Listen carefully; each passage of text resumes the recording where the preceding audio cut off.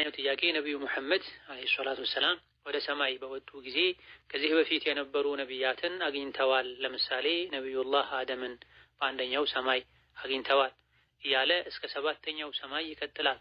የኔ ጥያቄ እነዚህ ነቢያት ሞተው የለም እንዴ ከነብዩ ኢሳ በስተቀር የሚል ጥያቄ ነው። አው ከነብዩላህ ኢሳ በስተቀር ሁሉም ነቢያት ሞተዋል አለይሂሙ ሰላቱ ወሰላም።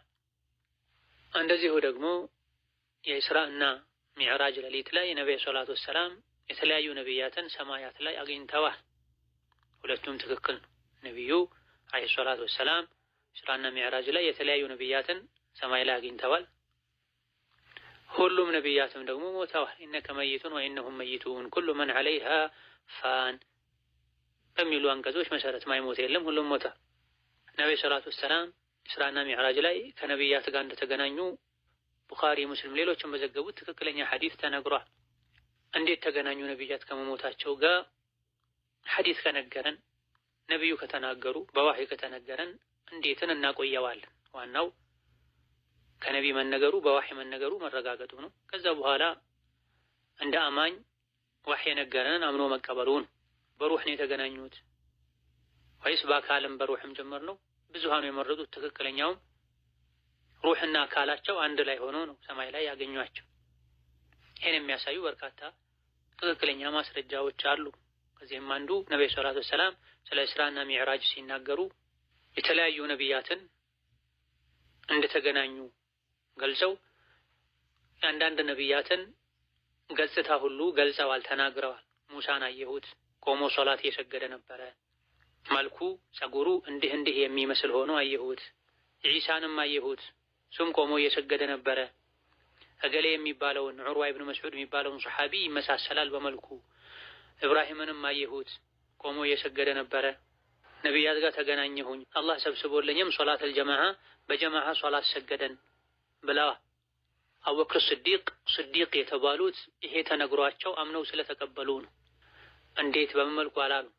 ቁርአንም ትክክለኛ የአላህን ባሮች ሲገልጽ ዩእሚኑነ ቢልገይቢ ወዩቂሙነ ሶላህ ብሏል። በገይብ ያምናሉ። የገይብ ነገር እንዴት ነው ተብሎ አይነገርም። ነቢይ ከነቢያት ጋር ሰማይ ላይ ተገናኙ፣ እንደተገናኙ አላህ ነገረን። ለእኛ ገይብ ነው፣ እንዲህ ነው ብለን መግለጽ አንችልም። ይህ ነገር በመሆኑ ከማመናችን ጋር ነቢዩ ከነቢያት ጋር ሰማይ ላይ ነፍሳቸውም አካላቸውም አንድ ላይ ሆኖ ተገናኝተዋል ብለን ከማመናችንም ጋር እንዴት ነው ይሄ ሊሆን የቻለው? በአላህ ቁድራ የማይሆን ነገር የለም። ምስላቸውን ሰማይ ላይ አሳያቸው ሊባል ይችላል ተብለዋል።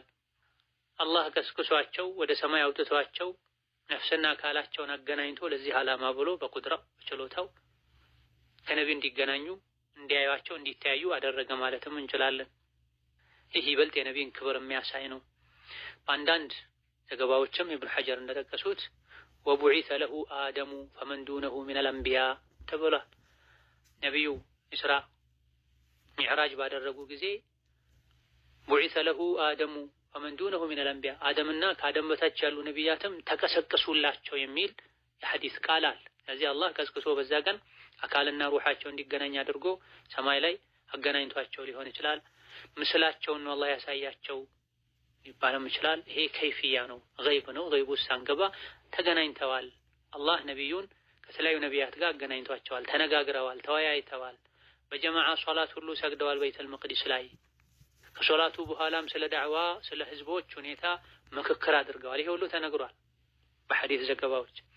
እንዴት ሳንል አምነን ልንቀበል ይገባል። ሌላኛው